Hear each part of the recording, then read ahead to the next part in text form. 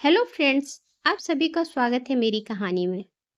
गोविंद जी की पत्नी को इस दुनिया से गए हुए 6 महीने हो गए थे। जब से वह उन्हें छोड़कर गई थी, तब से उनकी तबीयत ठीक नहीं रहती थी। इसीलिए उनके बेटे को मजबूरी में अपने साथ रखने के लिए शहर लाना पड़ा। अजय की पत्नी सोनल को गोविंद जी का उनके साथ रहना पसंद नहीं था। वह चाहती थी कि हम अकेले में मजे से रहें। इसी बात को लेकर अक्सर घर में कहासुनी होती रहती थी। एक दिन सोनल घर का काम निपटा रही थी, तभी गोविंद जी की टक्कर से एक फूलदान गिरकर टूट गया। सोनल को बहुत गुस्सा आया। वह बोली, बाबूजी, आपको दिखाई नहीं देता कि मैं सारा दिन घर का काम करती रहती हूँ और आप नुकसान करते रहते हैं। अब कौन यह समेटेगा?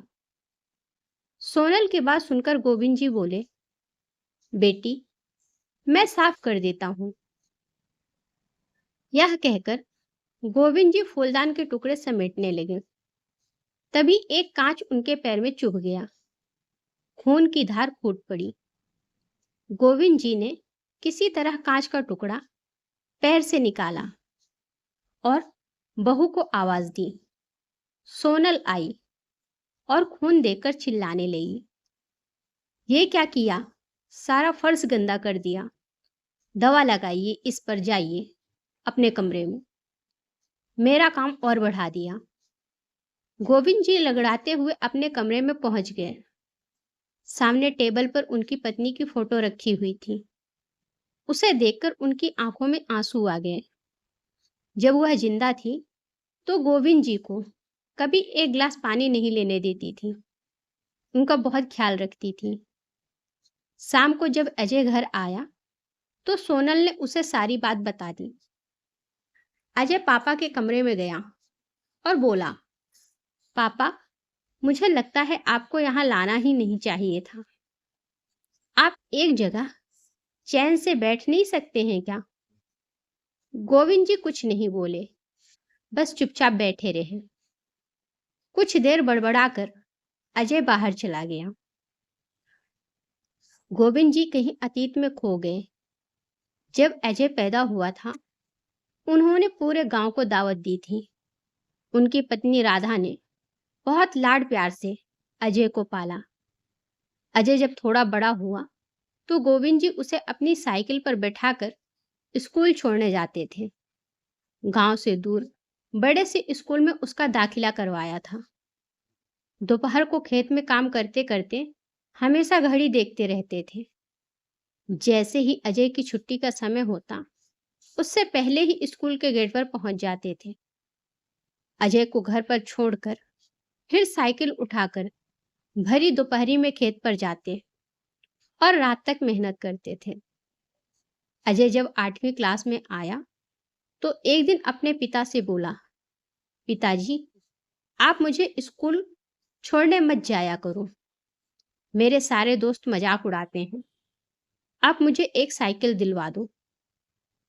राधा जी ने बोला, अच्छा, अपने बाप के साथ जाने में शर्म आती है। कोई साइकिल नहीं मिलेगी। जाना है तो पैदल जा।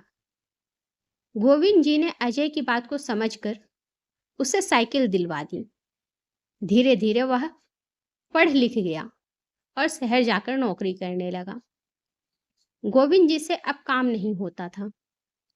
अजय हर महीने कुछ पैसे भेज देता था। एक दिन अजय गांव आया और उसने बताया कि उसने एक लड़की पसंद कर ली है। वो दोनों शादी करना चाहते हैं, लेकिन वह आप लोगों को शादी में नहीं बुला सकता है। शहर की शादी में आप लोग सही नहीं लगोगे।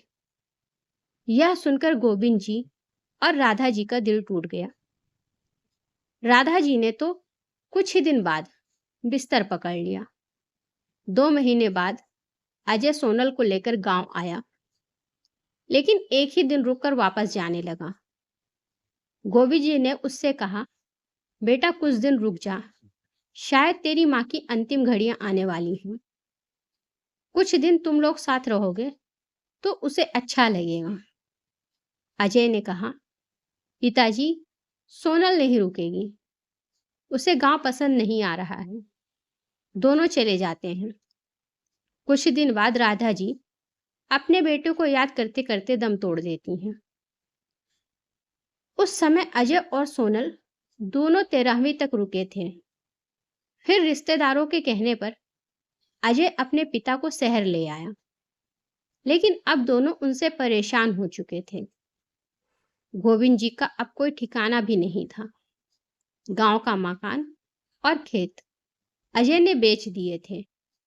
उसी पैसे से उसने एक फ्लैट खरीदा और किराए के मकान से उसमें आ गया था। एक दिन शाम के समय गोविंद जी उदास एक पार्क में बेंच पर बैठे थे। उनके जीवन का अब कोई मकसद नहीं था। तभी उन्होंने देखा 3-4 उनकी उम्र के लोग वहीं पार्क में बैठे हंस रहे थे। सभी एक दूसरे से मजाक कर रहे थे। गोविंद जी को यह देखकर अपने गांव की याद आ गई। गांव की चौपाल पर वे भी गांव वालों के साथ अपने सुख दुख बांटते थे। इसी बीच किसी की आवाज से उनका ध्यान भटका। उन्होंने नजर उठाकर देखा तो उनमें से एक सज्जन उनके सामने खड़े थे। वे गोविंद जी से बात करने लगे। उन्होंने अपना नाम मोहन बताया। उन्होंने कहा, आप भी बहू बेटे से परेशान हो? गोविंद जी ने कहा, नहीं नहीं, ऐसी कोई बात नहीं है। यह सुनकर मोहन जी हंसने लगे। अरे भाई, हमसे कुछ छिपा नहीं है। हम सब भी अपने घर वालों से परेशान थे, लेकिन आज देखो हम कितने मजे में हैं। यहीं पास में एक आश्रम है, वहीं रहते हैं। जो मन में आए वो करते हैं, जहाँ जाना हो जाते हैं। वहाँ बड़े प्यार से नौजवान हमारी सेवा करते हैं। समय पर खाना मिलता है, साथ ही हंसी खुशी का माहौल रहता है। छोड़े इस उम्र में अपनी बेइज्जती करवाना, आ जाओ हमारे संग। यह सुनकर गोविंद जी की आंखों से आंसू बहने लगे। मोहन जी ने बाकी सबको भी बुला लिया। फिर वे गोविंद जी को आश्रम दिखाने ले गए। वहां सब खुशी खुशी रह रहे थे। वहां उन्हें कुछ लड़के लड़कियां मिले जो वहां सेवा करते थे। उन्होंने बहुत प्यार से गोविंद जी की सारी बात सुनी और उनसे कहा, दादाजी, आप हमारे आश्रम आ जाइए। यहाँ हम आपकी इतनी सेवा करेंगे कि आप अपना दर्द भूल जाएंगे। गोविंद जी के लिए यह सब कुछ बिल्कुल अलग था। गांव में तो ऐसा कुछ नहीं था। अगले दिन वे अपना सामान लेकर घर से चल दिए। उन्होंने अजय और सोनल को कुछ नहीं बताया और आश्रम पहुंच गए। गोविंद जी को लगा कि अपने परिवार में जिल्लत झेलने से अच्छा है कि मैं सुकून से इस आश्रम में रहूं और सुकून से मर सकूं। वहां जाते ही उनका स्वागत हुआ। अब वे वहीं रहते हैं। वहां उन्हें बहुत आदर सम्मान के साथ नाश्ता, खाना और पैसे भी मिलते हैं। अब वे भी उस ग्रुप का हिस्सा थे जहां केवल खुशियां बांटी जाती थी।